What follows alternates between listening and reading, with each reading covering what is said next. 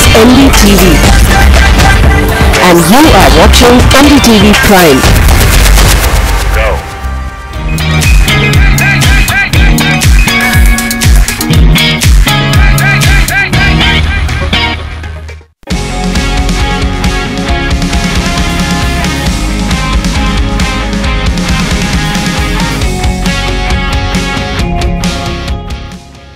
Now, in my business, it's very often that we use the very cliched introduction saying, you know, our guest today needs no introduction, but literally today I can use that because it doesn't at all deviate from describing the individual who is here with me, Mr. Anand Mahindra.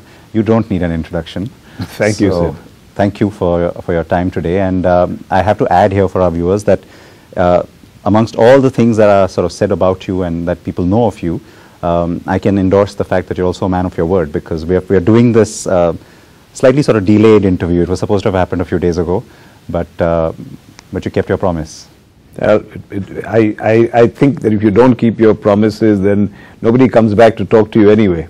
Well, in your case, I'm not sure that's true, but you know, let's go with that. I am certainly happy because, of course, the context was the Formula E race in New York, which is when we last met, and we then couldn't do this interview.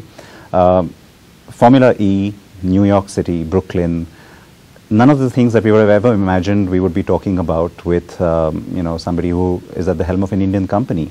I mean, Formula E in itself was something nobody had imagined a few years ago, but that sort of describes how different things are for you as a group, isn't it, today?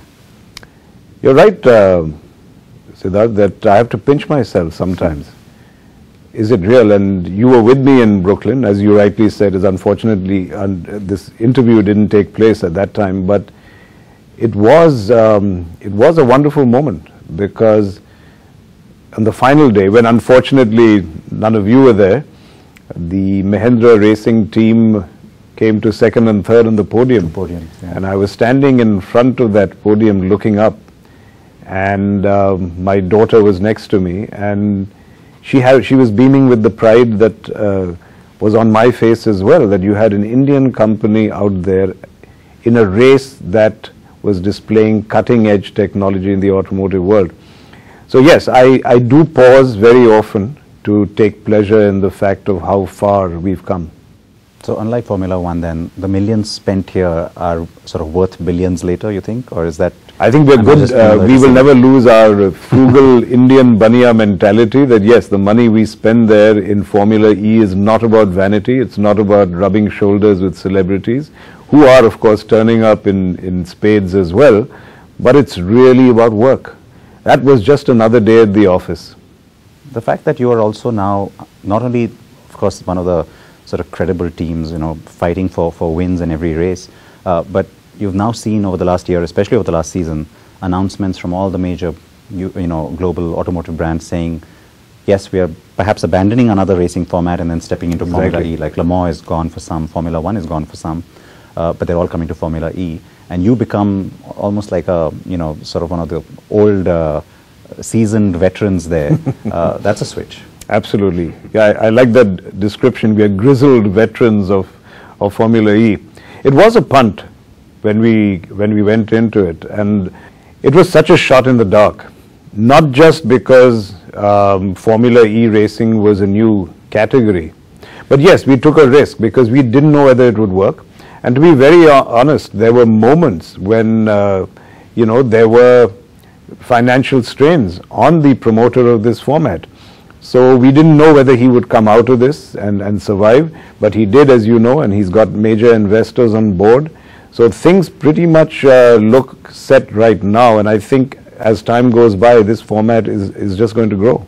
Speaking of the management, I remember a few months ago and asking if they'll consider an India race, and thanks to Mahindra's involvement, that is now looking like it could be a possibility. You know, I know it's sometimes forgotten, of course, that you mentioned Chetan and how he was a sort of a pioneer when it came to electric mobility here in India.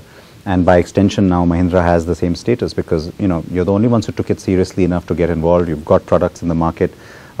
We had information yesterday about how you've done 50 million kilometers, if I'm getting that right. That's right. Of those cars running around on the roads. What does that do for you in an environment where now suddenly from being the sort of intended future business, it's suddenly become, oh my God, we need to be here now, today, and everybody's attention is turning towards e-mobility. What does it give you an advantage, or are you worried? How does it play out? I would love to think it gives us an advantage, but we are not going to go into it with that mindset. The landscape is changing so dramatically that just being in pole position doesn't win you a race. Maybe I'll use the metaphor since we started with Formula E racing, and you know that, that many people who started out in pole position somewhere along the race hit the wall and just end up at the back of the track. So that is the perfect metaphor for where we are. We have an advantage. We have clear sight of the road ahead. We do have many things that we can take advantage of, like data. What 50 million kilometers means is not just mileage. It's about data. It's about knowledge. It's and about in Indian conditions. And in Indian conditions, which nobody else has. The question is, are we going to mine that data in the proper manner? Are we going to exploit that advantage?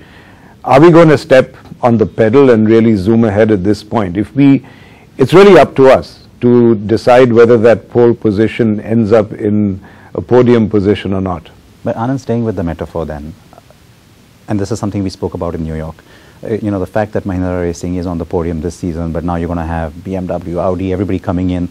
Do you get to stay at that position? It's the same thing with the market. Now, I'm assuming that you were glad to hear the government come out and talk about a proper deadline, saying by 2030, let's transition to electric. A lot of people have rolled their eyes at that, but the fact that we at least now have a direction or a certain vision, coming back to this whole advantage thing, how do you keep that advantage then? How do you, because everybody will have to do it, one way or the other.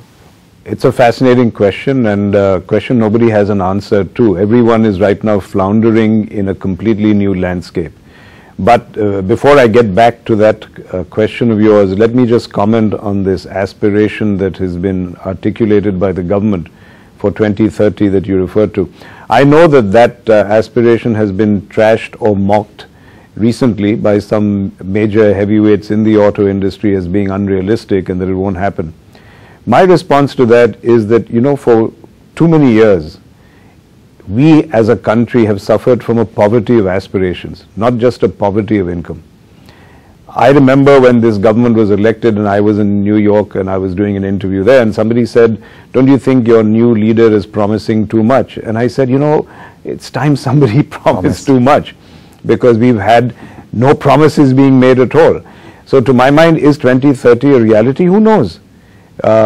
There's that wonderful picture that's now a cliche about New York in 1901, where you could only see horses on the street, and then by 1914, all you could see were cars and only one horse carriage. The horse carriage industry was a substantial industry.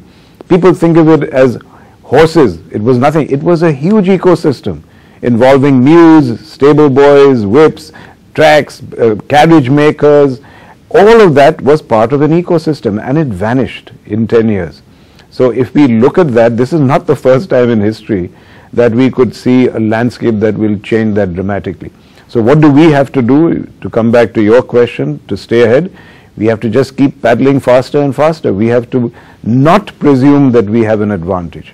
And we have to invest in a way that you would invest if you were starting out, you know, with scratch. And that's what we're going to do. That's the mentality that we're going to bring to this. We are just starting from a clean sheet, and we are saying, what is this new landscape going to take? And we're going to invest to make sure that when pictures are taken of the future landscape, a lot of the cars in that picture will be Mahindras. I should take a picture of downtown, somewhere downtown Mumbai right now, I think, and maybe we should do that, you're right. And keep that sort of ready for maybe just 3 or 4 years from now. The point though here is that while it was nice to hear Minister Gadkari the other day say, look, we're also going to, we've got a plan for charging stations, and because the first question is always, hey, where's the infrastructure and what are you doing about it? So again, let's assume that some of that at least happens. But coming back to your side of things, one of the big challenges has always, for this industry, has been the cost of batteries. Good news in a sense to hear someone of the might of Maruti Suzuki coming in with that joint venture, saying they're going to make batteries locally. What are you going to have to do to sort of, because with that comes economies of scale and hopefully the prices of those batteries going down. I mean, would you be open to source from them? They're willing to sell, I'm told, to other OEMs, or would you look to set up your own battery plant? Let me be very clear. from where I sit today, I can say very confidently, we are not going to set up our own battery plant. And let me tell you a story. It's a huge cost. Yeah, well, let me tell you a story from another business of ours. And that's a company called Mahindra Sustain, which is in the solar business. Why have we been successful? Why has solar power taken off so dramatically? It's because Chinese suppliers of the modules and cells have been beating themselves to death and just lowering the price on the way down. I don't want to join that race. First of all, they're the ones contending with the technology. They're the ones fighting very hard and making very little money while doing so. So I would rather sit on a hill, watch that battle take place, and then ask the suppliers to provide us the lowest cost.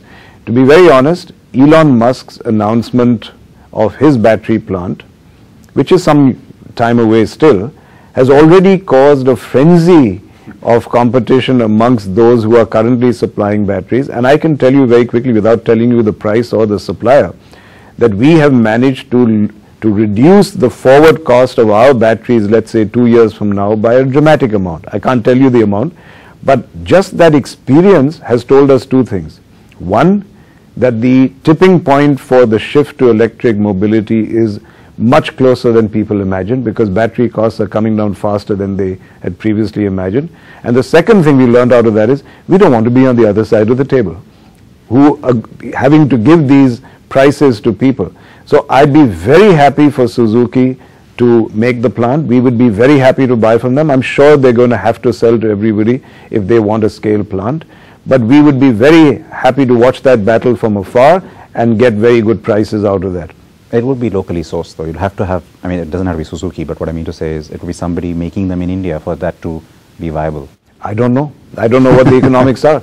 If somebody gets up in America, another Elon Musk, and invents a technology that is so superior and is only available in the US, we'll buy from there too.